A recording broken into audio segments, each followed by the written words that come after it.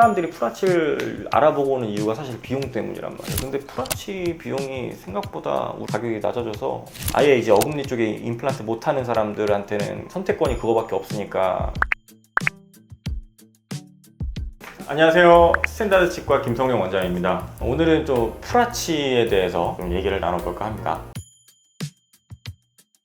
틀니랑 프라치랑 다른 거는, 프라치도 임플란트예요. 임플란트이기 때문에 가장 큰 차이점은 고정성. 내 치아처럼 이제 잇몸에 고정이 돼 있느냐, 뺐다 꼈다 계속 해야 되느냐, 그거가 가장 큰 차이점인데, 체감상 사용성은 이제 하늘과 땅 차이죠. 틀니는 이제 잇몸 위에다가 이제 얹어놓는 그런 방식으로 이제 고정이 돼 있지가 않기 때문에 뭐 덜그럭거리기도 하고, 이제 식사하다가 혹은 또 말하다가 이게 빠질 수도 있고요. 또 잇몸이 또 계속 변하기 때문에 잘 맞던 틀니가 또 이제 다시 불편해지고 안 맞고 잇몸이 이제 염증 나기도 하고 그럽니다. 프라치 임플란트 같은 경우는 이제 잇몸 뼈에다가 어쨌거나 임플란트를 박아 넣은 거기 때문에 자연 치아처럼 안정적으로 잇몸에 고정돼서 사용할 수가 있고요.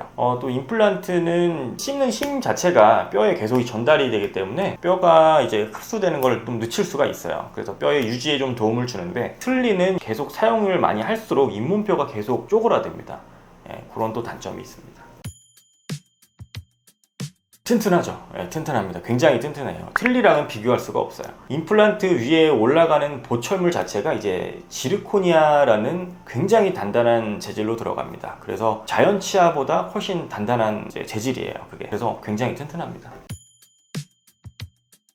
프라치 임플란트 같은 경우는 이제 주로는 이제 치아가 모두 없거나, 그다음에 뭐 거의 없는 경우에 이제 남아있는 치아 자체가 이제 좀 심각하게 손상되었거나 복구가 좀 불가능한 경우, 그럴 때는 이제 모두 그냥 발치를 하고 프라치 임플란트를 고려해 볼 수가 있어요. 프라치 경우는 이제 사실 좀 잇몸 뼈가 좀 충분치가 않아서 전체 임플란트가 불가능한 상황, 특히 어금니 쪽에 이제 임플란트를 심을 뼈가 없어서 전체 임플란트가 불가능한 상황에서 선택하는 것을 권장드립니다. 사실 전체 임플란트가 가능한 경우에는 전체 임플란트를 하시는 게 맞아요. 임플란트 개수가 많으면은 그만큼 씹는 힘도 더 견딜 수 있다는 거니까요. 이제 프라치 임플란트는 앞서 설명드린 대로 이제 전체 임플란트를 하기에는 뼈가 없어서, 어금니 쪽에 뼈가 없어서 불가능한 경우에 추천드리는 방법이에요.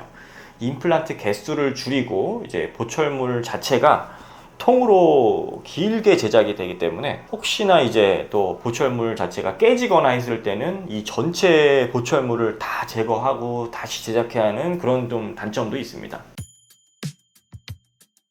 치료 기간은 일반적으로 뼈가 뭐 단단하신 편이라면은 3개월 정도 임플란트 최종 보철물까지 완성이 되죠. 좀 단단하지 않은 잇몸 같은 경우는 이제 뼈 이식을 하고서 임플란트를 나중에 심어야 되는 경우도 있고요. 그렇게 되면은 한 6개월 정도 걸리세요.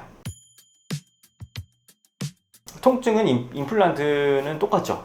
전체 임플란트를 하시나 이제 프라치 임플란트를 하시나 똑같이 임플란트를 심는 거기 때문에 통증이 뭐 전체 임플란트라고 해서 뭐 더 아프다거나 그러지는 않습니다.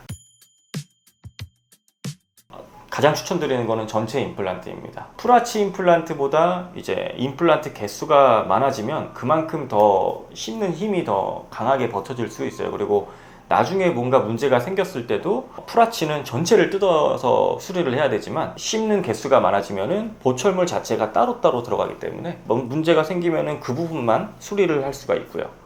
그런 장점 때문에 전체 임플란트를 가장 추천을 드립니다.